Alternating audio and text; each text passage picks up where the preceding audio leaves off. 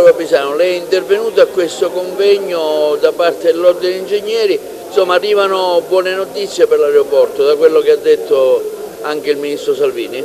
Sì, arrivano buone notizie, come già sapevamo da qualche settimana. Il MIT aveva fatto delle osservazioni al progetto che riguarda l'aeroporto Valle dei Templi e in queste osservazioni che erano state fatte naturalmente chiedeva delle delucidazioni dal punto di vista tecnico e dal punto di vista contabile.